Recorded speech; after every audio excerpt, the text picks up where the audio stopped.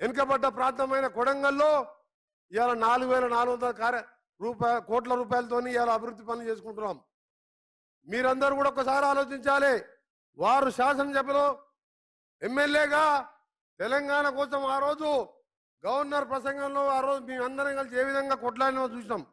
తెలంగాణ వచ్చిన తర్వాత ప్రతిపక్ష ఎమ్మెల్యే అయినంత మాత్రాన ఇవాళ కొడంగల్ 10 ఏళ్లలో ఎట్లుందో అదే విధంగా ఉన్నది.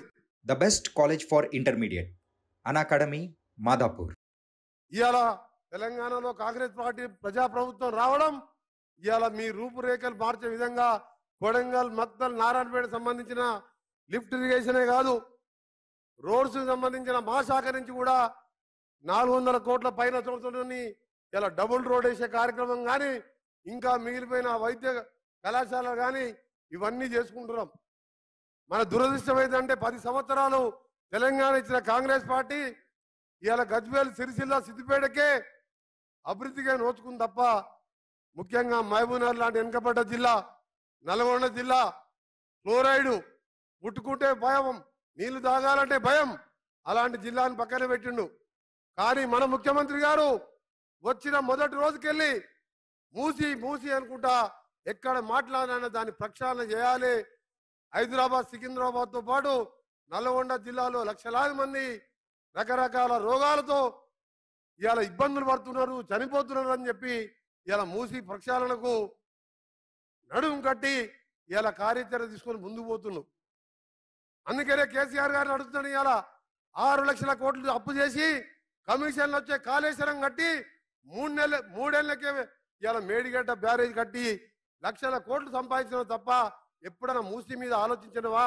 ఒక్కసారి కేసీఆర్, హరీష్, కేటీఆర్ ఆలోచించుకోవాలి.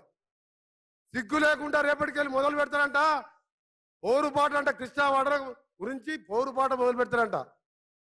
ఇవాళ కృష్ణానది నీళ్ళు ఎవరు రాసిచ్చింది? మీరు జగన్మోహన్ రెడ్డితో కుంభక్కయ్య రాసిచ్చింది ఎవరు? ఇవన్నీ కూడా టీవీలో చూసిను.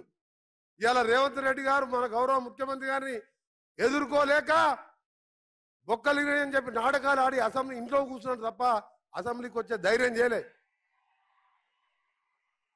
అసెంబ్లీకి వచ్చి మన ముఖ్యమంత్రి గారితో ఎదురుగా మాట్లాడగలుగుతాడా? అంత తెలివి ఉంది ఆయనకు? ఆయనకు తెలివి లేదు. ఆయన చెప్పుకుంటే ఆయనే నేనే చీఫ్ ఇంజనీర్ని, నేనే ముఖ్యమంత్రిని, ప్రపంచంలో అద్భుతం సృష్టిస్తా అంటే అది 3 ఏళ్లకే కుప్పకూలిపోయింది. అద్భుతం పోయింది, అది పోయింది. 10 అయిపోగానే బొక్కలిరిగి కుర్చీలో పడ్డాడు. ఆయన వచ్చి రేవంత్ రెడ్డి గారితో కొట్లాడాలని మొక్కలు లేక హరీష్ రావు ముందు పెడతాడు. హరీష్ రావు దగ్గర ఏమున్నది? ఆయన చెప్తాడు ఇంట్లో ఉంటాడా? ఈయన పైసలు వర్కులు ఇస్తే ఆయన దగ్గర కమిషన్ తీసుకొచ్చి ఈయనకు అప్పచెప్పాలి. ఆయన పని ఆయనతో మాట్లాడాలి. అందుకనే సోదరులారా, మన కేటీఆర్ గారు కూడా గతంలో ఒక మాట అన్నాడు, రేవంత్ రెడ్డి గారు మా కేసీఆర్ కాలి గోటికి సరిపోరంటే తెల్లారి నేను ఒక మాట అన్నా. కేసీఆర్ గారు కాంగ్రెస్, టీడీపీ పుణ్యవాణి మంత్రి, డిప్యూటీ స్పీకర్ అయితే నువ్వు బటాబటి 80 ఓట్లతో ఎమ్మెల్యేగా అయినావు. మా జడ్చర్లకి వెళ్ళి, మన బ్రిడ్జిలకి వెళ్ళి ఇండిపెండెంట్ జడ్పీటీసీగా, ఇండిపెండెంట్ ఎమ్మెల్సీగా, ఎమ్మెల్యేగా ఈరోజు సొంతంగా ముఖ్యమంత్రి అయినరు.